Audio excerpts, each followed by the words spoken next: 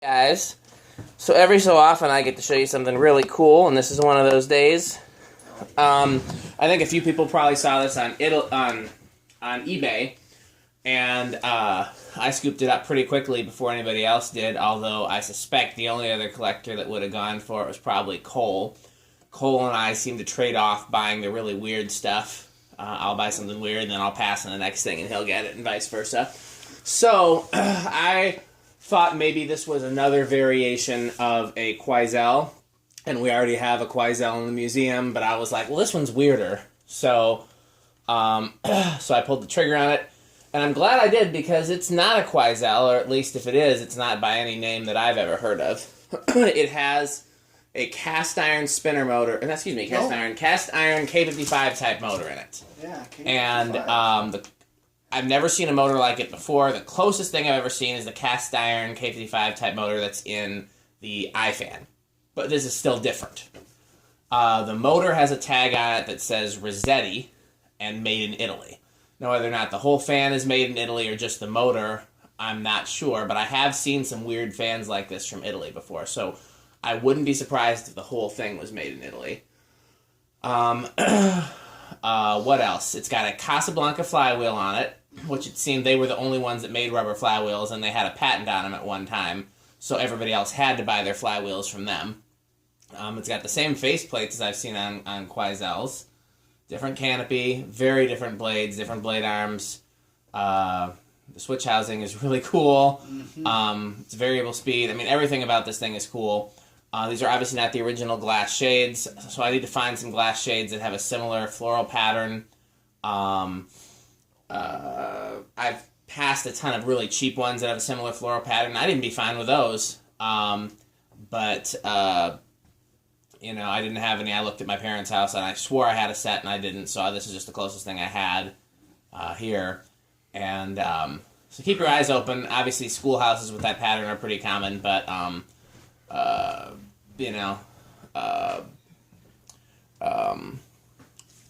the side shades with that pattern are pretty common too. I've passed them up because I think they're ugly, but obviously now I need a set. This will go in the museum at some point. Well, when I keep saying when we build a bigger museum, because I really want to build a bigger museum, and hopefully one day we will. When we do, I would have this and the Quoizel. In the meantime, I would have to decide, do we switch the Quoizel for this? I don't know. So it's got 4 lights in the housing and then 4 on the bottom, and 2 of the bulbs in the housing were out and I replaced them, but I think I put 40 watts or 60 watts or something in there, and the ones that were originally in there were 25s or 15s, because you can see that one side's much brighter than the other. So with the 4 bulbs, the 8 bulbs total, it's drawing 1.72 amps. To take it off the solid state, you want to go ahead, Metal Pete, and okay, now 1.81. So you'll want to turn off the center light. Yep.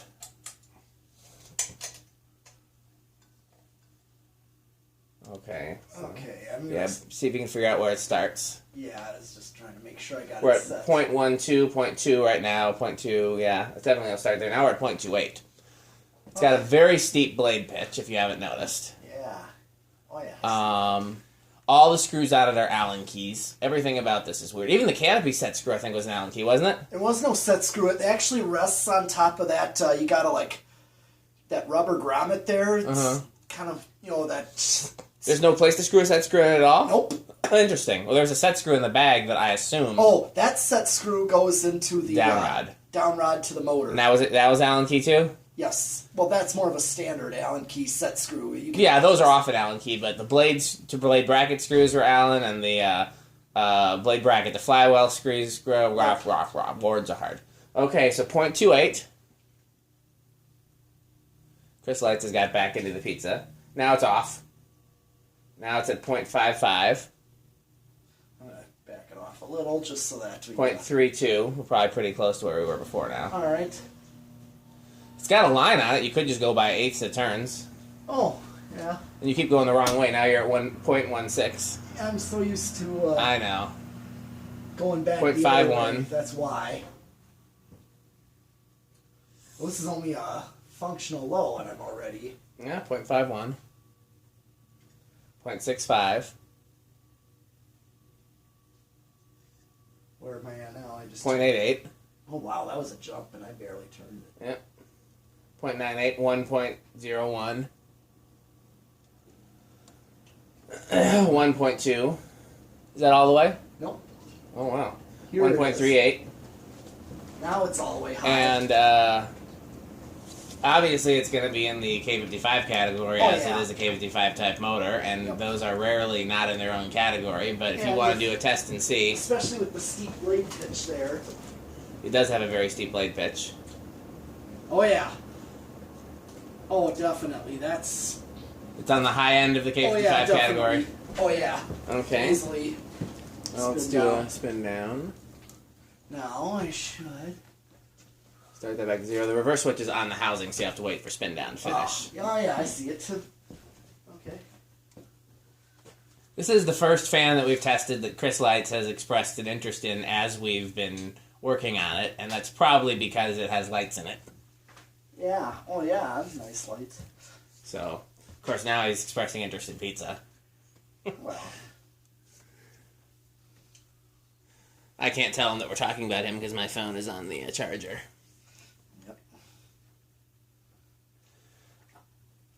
Yep. It's a little quicker spin down than I like. I thought about oiling the bearings, but I didn't because they were so silent as it was, and it didn't, you know. If anything, If anything, I would oil the little bushing at the bottom where the switch housing goes. You know what I mean? Yeah. That I should have probably oiled. Okay, we're at 0.32.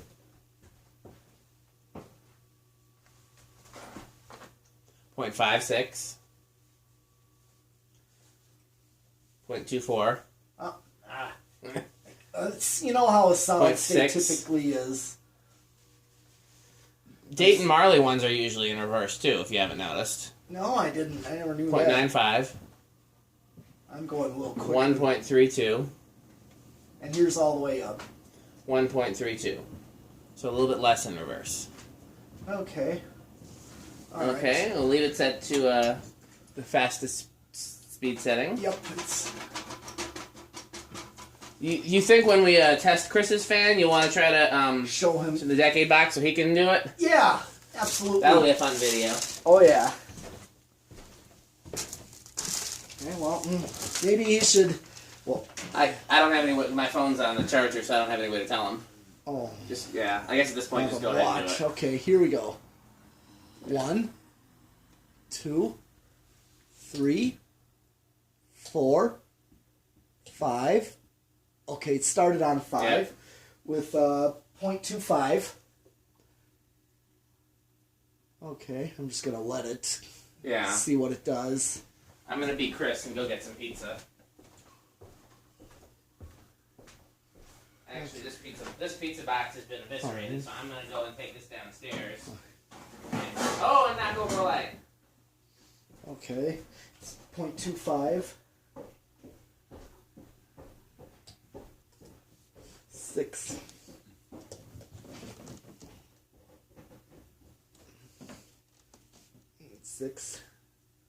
0.33. 7 microfarads. 7 microfarads, 0.4. Okay, and then 8 with 0.47, and I'm getting a functional low right here, so I'm thinking that if I were to use a 4-speed wall control, an 8-12-20 would probably be, unless 20 puts it over, but we'll see when I get to 20, if I do. 0.54 on 9 microfarads. 10.62. Okay, and here is 12.68. Okay, so on 12 I'm getting what I would see as a medium low. 13.75. Okay, 14.82. 15.89, 16.96, 17, 1.02, 18, 1.08, 19, 1.5. And 20, 1.2. I'm going to hit the high switch. See what you think. Let's see what you think if I hit high here. This is 20. Noticeable difference. Yeah. Yeah, because I was thinking if you want to get reasonable speeds, an 8, 12, 20 for this. Yeah. Well, this is going to go in Fanimation, so at least it started on 5. Started on 5, and then 12 was a reasonable medium-low, so I'm happy with it. Okay. Only thing we're going to have to do is run a separate light wire down there. Down to the light kit? Down to this, yeah, because, and only one wire will be fine, because then we'll just wire the housing lights and the... to the same wire. Okay. So right now they're separate. Yep. Okay. Is that that was the whole decade box? 1.36, so I'm still under with 1.9. So 21. Alright, I'm gonna let it speed back up. I'm on 22. Okay. Can't remember what did I was it like 1.36 or 1? Yeah, around there. That was high, okay, so I'm over. Over at what, 20?